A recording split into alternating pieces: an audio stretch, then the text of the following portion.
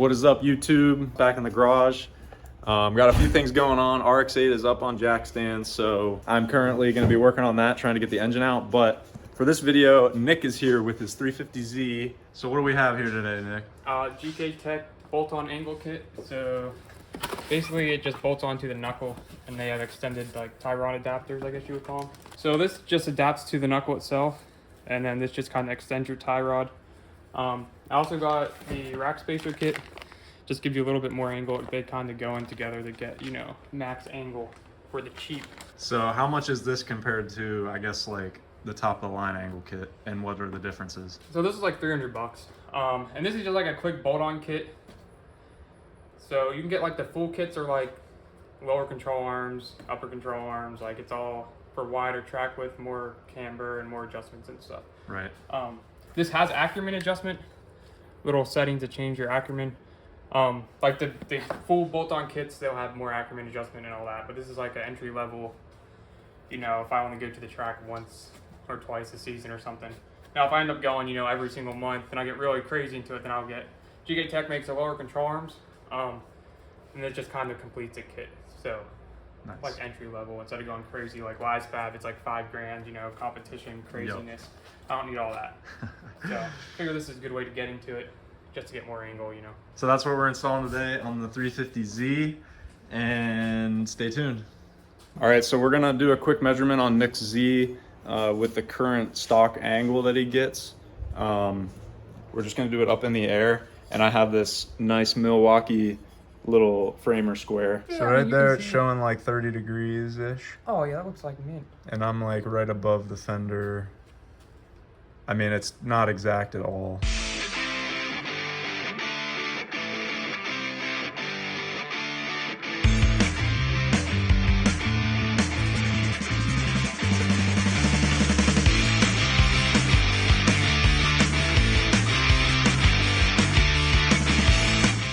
All right, so I just broke the tie rod loose. I need to take this little guy off because the piece that mounts to the hub or the knuckle part of the angle kit connects to this whole piece. Gotcha. So it connects right there. Yeah. Yeah, and then these will replace my tie rods.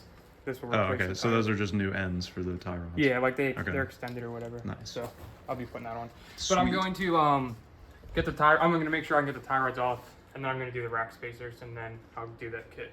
Makes sense. Make sure you can get them off. Northeast car. A few moments later. I wasn't even paying attention to it. What, you were trying to take it out and it's just really tight. But the other one came out, but it started. You think it's twisting. gonna break? Yeah, for sure. All right, so we're breaking out the torch for these bolts to try to get them to slide out of there without breaking. Apparently it already started twisting on itself, so we'll see what happens.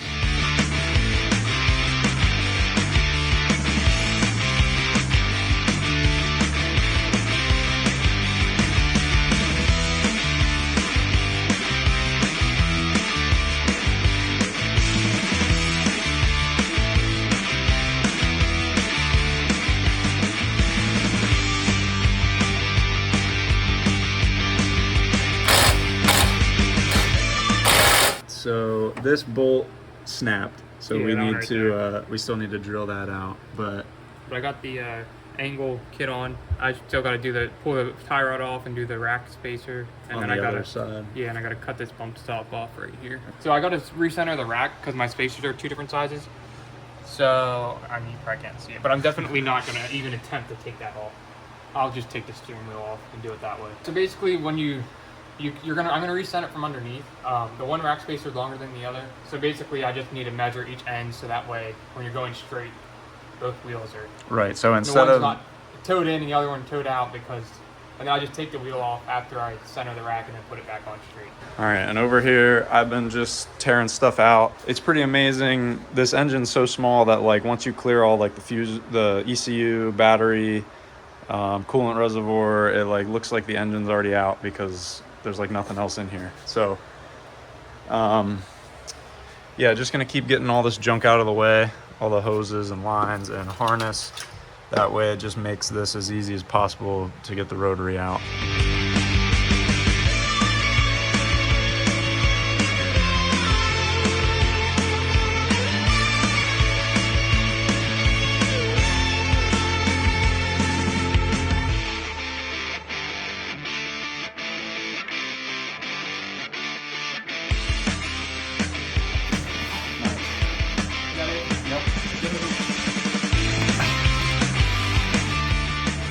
Yep, she's loose. All right, so we got the diagrams out. Yeah, so basically these are the rack spacers. Pretty much you have your inner tie rod here. Gives you the whole diagram and everything. But that'll thread into this, which is the longer rack spacer. This will go on passenger side. And then this is the smaller one, which will go on the driver's side.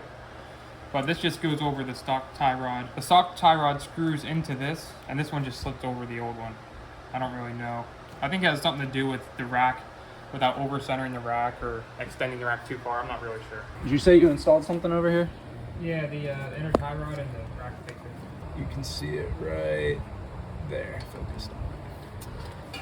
So the other side is a little bit more involved because you got to cut some threads off of the tie rod, and then you can install it. All right, so we're gonna shorten the tie rod for the longer spacer. So that's how much we're cutting off to start, only because We we don't want to cut too much off. All right, so we have this is the longer spacer. And this is what we just cut. Yeah, we cut the tie rod This here, side, okay. and then here's the longer. This will go into the rack, and this end of the tie rod screws into this, and I just put Loctite on them, just so it doesn't come loose. And then the tie rod threads into that. Yes.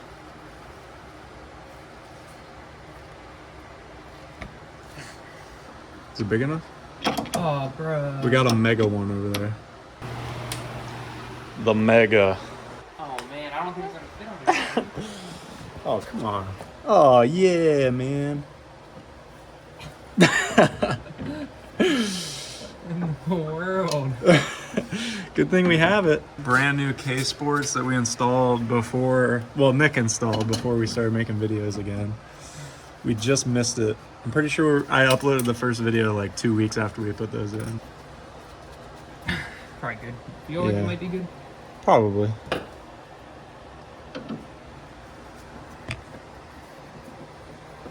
Did that thread in all right?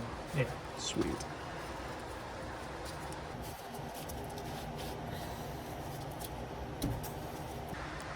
Center to root. Center to rack. Alright, so I'm trying to center the rack, and people online it's just kind of confusing me, so I'm going to just dead center it and see if it works. Yep. Just do it on your own. Don't listen to the people online. They're not always right. So I've got it pretty close. I centered it. It's about 74 millimeters on each side. So my tape is straight down. So I put tape on there to replicate, you know, if the steering wheel is straight, because it's crooked since I centered it. So in theory, if I turn all the way to the left now, that tape should be in the same spot.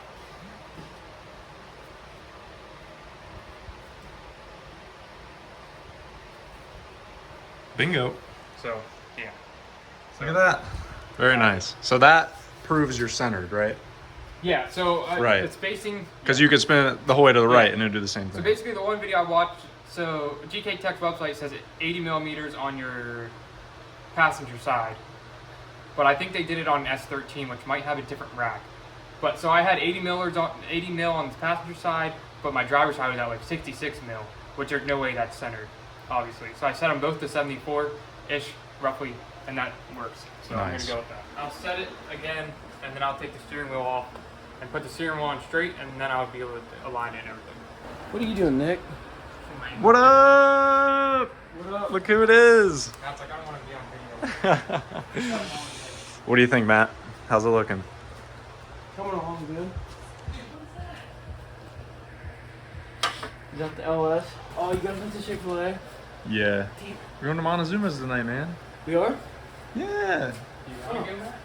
Yeah, I do. When will you be hungry? Now.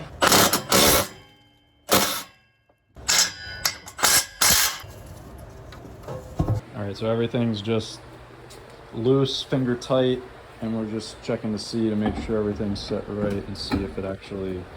Yeah, this is with the bump Do stop. one more This is with the angle. bump stop or not. Right, okay, yeah, so you didn't cut the bump stop yet. I mean, if it hits the bump stop, it means you can go further, so you Right. probably want to cut it.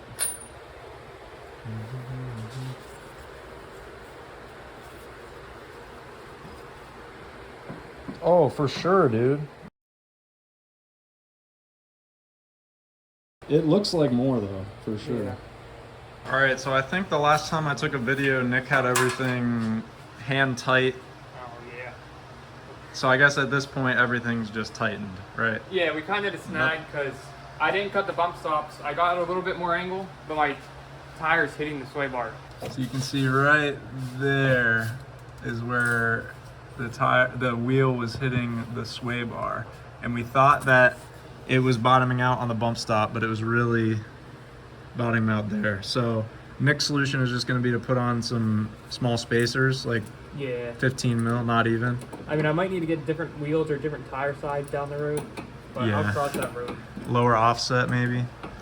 But yeah, so not a huge deal right now because he's not going to be going full lock on the streets. But before he hits the track, he'll need to get that fixed. So he's just getting the wheels back on, bolt checking everything. And yeah, RX-8 is looking good here. All the parts I tore off of it. I'm just kind of trying to clear everything out before I take the engine out. That way there's nothing in the way and it just is really easy, not trying to make it harder than it should be. Radiator still needs to come out. I got the oil cooler off and everything. Yeah, so that's making good progress. I'm gonna call it though for tonight just because it's getting late. For now, that is gonna be it. I wanted to get the engine out by the end of this video, but I think I'm gonna have to call it there just because it's late and I think we did enough today with Nick's Z. So there we have it. 350Z, getting close to drifting. And that's gonna be it for this video. So see you later. Peace.